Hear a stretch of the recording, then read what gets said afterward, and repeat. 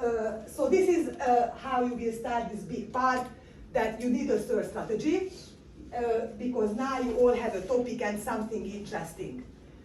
So your next thing will be to, and that will be a table probably as well, to start telling me how you search for the papers. And that will include things around keywords, Boolean operator, databases. There is quite a good example on Canvas, at least some of these basics, and you can have a look at more examples. But you need to show me that where did you search for the papers, and how did you actually found the papers, and this is it when it comes back to the exclusion or inclusion, but we will go into details. But the first part of it will be something around this. So what now? So I have a topic, you justified very well. Why is it important? I need now 5 to 15 papers. How do you go around it? And these, not because it's a literature review requirement, it's because of the assignment requirement that they have to be research papers. So you best off starting with, where are the 2 best places to find research papers? Library, and within online library, and within the online library, databases. 1 or 2 database that is well known for nurses, and you would go there. Medline, Sinal. More than justified if you use only these 2. Well done, absolutely spot on. If it's not the library, then where else you can sort of find, but it has its ups and downs, but there is one more place. Google Scholar. For everything else, you are in the introduction or in the justification and the discussion, you can bring in Age, UK and other relevant. But for the actual 5 papers, these are the 2 places, and then you have to tell me why those. So immediately the beginning, why do you go there? Why would you go to CINAHL and the library online database? To find good articles. Yeah. And what you can do immediately to show off, put a reference and evidence. That's why you are using this. Because then in this section we ask you to find research paper, this is where you go and why. Sorry, please pop in. Sorry, no, it's fine, I'm just listening as well. It's because you've done more than me, you've done it before anyway, but now it's all, yeah, to my consent. So just any time, just pop in. Yeah, no, it's fine. Don't want to ignore you. Yeah. So that will be certainly a quite big chunk. And also then that, what are your keywords? So let's speak, we talked about diabetes, learning this and what was some of the topic here? Mental health? What would be other, other keywords that you would use? You had mental health and children. Children's nursing. Okay. Acute ward. Oh, okay, let's pick one, children. Is there any other word that pediatric?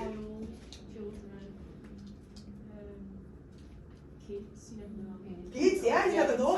Not, yeah. Yeah, in many of our profession, if I'm coming from my more solution-focused LD background, I would call them probably kids, because this is what kids like to be called, isn't it? We are not in academia that pediatric, hello pediatric. No, come on kids. If you want to build rapport, you need the right language. So yes, kids. So going, and you see, we are already absolutely in trouble with our linearity. Because that might go to the appendix, but it certainly, if you do a table, that would be very helpful for you, how to do the search, and you definitely will impress your marker. Can that go in the appendix? I would say that any table can go either appendix or the text, but you need to think about that I'm as a reader, which one works for me better. Because if I'm your marker, I want an easy job, I'm tired, it's Friday 6 o'clock, I don't want to get lost, you want to impress me, think about the reader. If you put too many tables and they are 3 pages and I have to go back to a previous sentence, and it's Friday 6 o'clock, yeah. It's all right, you're saying that, Anita, but you're a doctor who knows your research, so that's just confused me now, because you're my marker. Where would I put it for you to be easier? Just because I'm a doctor, or I will be still upset if I have to throw whole 3 pages to find your last sentence. You know what I mean? It's not, I'm not a special human being. I'm just a few years ahead of you. So it still for me would be, I don't want to jump, if it, the rule number, that's the basic rule. Anything that makes the reader's life easier, because you give me a pie chart that summarizes 3 paragraphs, and I can in a second go like, this is brilliant, put it in the text.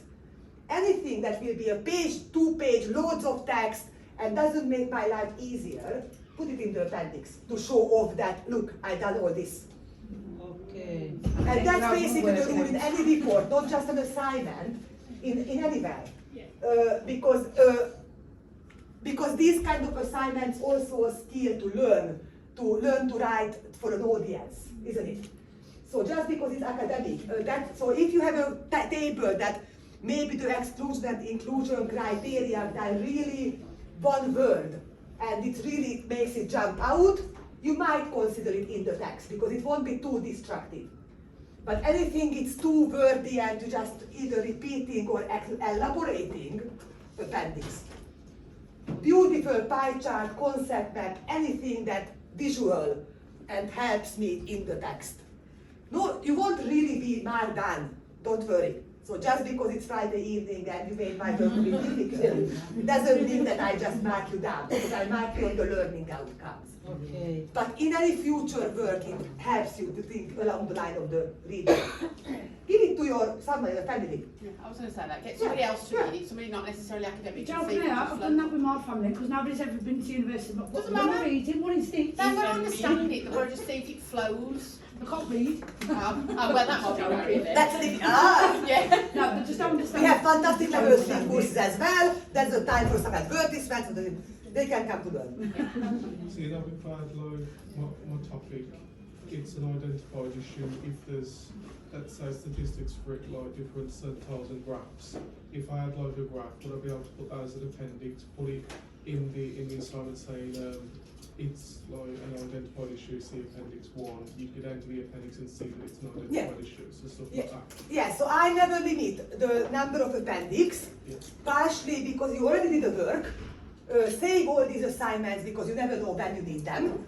So one reason I would put many things in the appendix, because you did the work. You found so many interesting charts and graphs that why would you just not use it?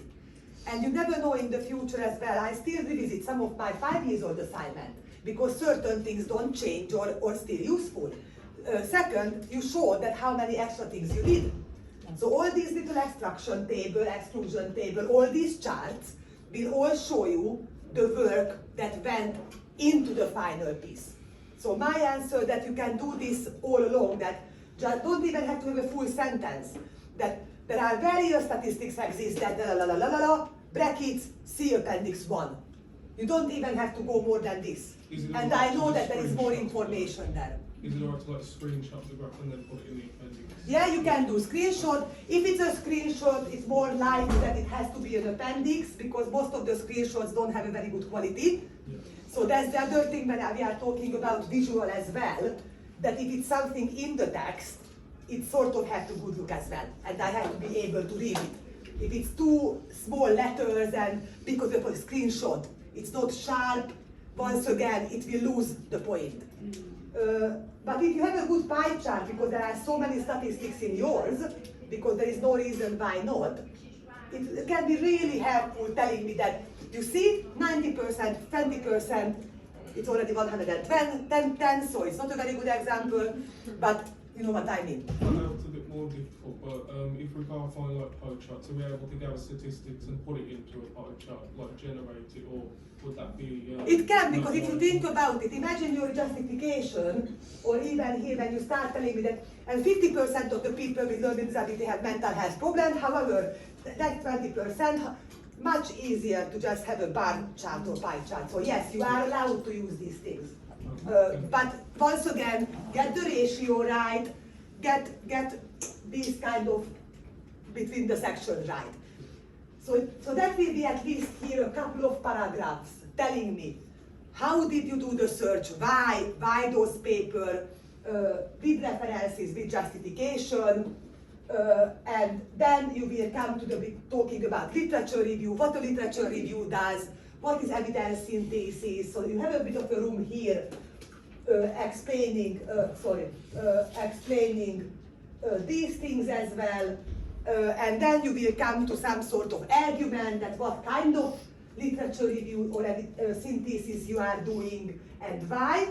If you are reading the books out there, you might come up with a fancy word that I'm doing integrative literature review or narrative, or I'm just doing my literature review or following, I don't know, John 2020 framework, but you will have something.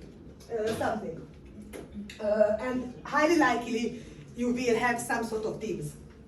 So you will need a bit of an explanation here, why the themes, why this, so some sort of introduction. And then the next big part will be the actual papers. What those papers did, how they did it, and what have you learned from those papers. And the reason why we are talking about themes, because once again it helps your reader.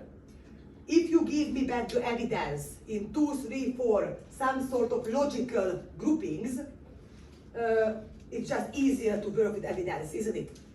You need at the end some sort of outcome. So from the mess, you need to make some sort of order. And that's why we call it themes. It doesn't have to be a topic, it can be chronology, it can be all sorts of other way of grouping things together. So what we mean by themes is really about somehow grouping together the evidence, telling me the quality of the evidence, their findings, all sorts of things about what's coming out of those papers. And that will be quite a big chunk of your work here. That will be the, once again I managed to make it disappear, that will be the kind of analysis and synthesis part of your work. That when you are after this first roughly, I don't know, 700 words or 1,000 words depending, then you actually do this kind of analysis and synthesis. So, and it can be anything. It can be, usually they are around topic, so something to do with, I don't know, in any of the topic might comes out, nurses, knowledge or training or something like this can be a topic. There can be something around communication or resources or whatever those papers discussed. And you will need to look up some sort of guide out there that how you find these topics. It can be that you just highlight things, you use their findings, or can be much more systematic. It's really up to you what you found. And then we talked about already the last bit. How many themes, like roughly how many themes? In this kind of assignment, I would say that 3 is a kind of quite good one. You can get away with 2 and 4.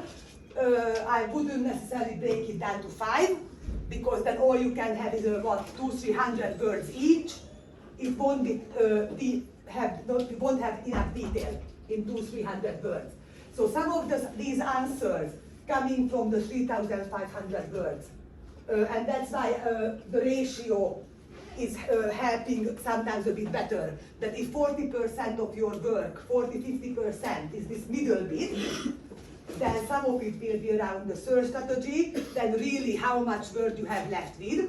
If you have left with 1,000 words, 1,200 words, then imagine that, you know, how much you break it down to kind of have a good ratio. And try to have the themes in a fairly similar ratio. Now, it's possible that one of the themes is hugely more discussed than the other 2. So one of your theme is 600 and the other 2 is 300. But then if I were you, I would make a comment on it then. That overwhelmingly theme 1 came out of the papers, so it will be analyzed more, because all the paper pointed out that this is an overwhelming issue, while the other 2 themes are minor themes. And once again, you showed immediately that you were thinking, you were analyzing, and showing me how you did what you did.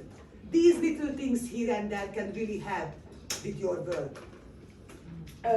So once we have all these themes, all these things, Then we talked about a little bit that in a discussion, you kind of revisiting everything, and you are linking back to the original questions, you are linking back to the introduction, you are giving a bit of a summary here, you are talking about a bit overall the limitations, because your work will have their own limitation, no matter what you do, no matter how systematic you are. Is no way that I won't find a paper or something that you missed, or something else that is out there.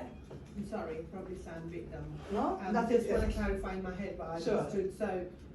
So we justify why we're using a Sinel or we can compare it, that we use both of them. Is that what we're doing? Yeah, you can, What we use them? ideally, technically you can just rely on one, Sinel, if you have a very strong argument, because your topic is so nursing-led that you don't think that any other journal or database would necessarily publish articles.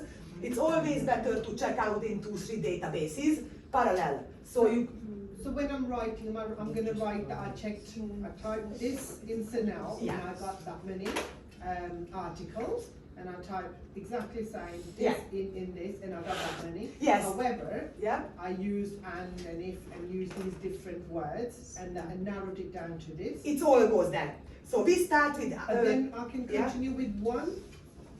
I'm going with, or am I going to try both? no, you need to then keep on going and picking all the papers from these. Yeah, and then you'll just end up with like your final few articles, then you'll explain which articles you decided to use. But I'm still researching from both. Yeah. Yeah. So you can have a mixture of both. Yeah. So the aim is to find all in quotation marks, all the articles that you think investigated your question. Technically you can just use one database, but the problem with one database that you are immediately excluding potential articles. You can do this, and that's why I keep on saying it's all about justification. So you have to tell me that I'm using databases because of A and B. I went to this database because of A and B. And then you go on doing the job. So you can go just to Sinel, but you need a very strong argument that you have to look up on the library what is Sinel, what is Medline, what kind of journal they collect, what is their profile. Okay? So then if you really think that is no point to go to any other database, you can have a strong argument for it, but you have to argue your point. And then you do what you just said, keywords, alternative, truncation, Boolean operator. I came up with 2000 hits. I narrowed it down by, what are some of the things to narrow down? Keywords. Keywords you start, you have hits. And, yeah? Is it or? What are the other things that you can do in the library ones on the left side? Dates. Date, age, location, one more obvious. Értitek most, amit mondok? Say that again? So one more, language. Okay. Okay, sorry. So yeah, language. Exactly for this reason, goes in your assignment. I narrowed it down to English because I haven't understood the word what Anita was saying. Because I wasn't speaking English. So there are three things immediately on the side that you can filter it down. So this is the strategy, how you explaining to be finding the articles. So, Let's finish and then go.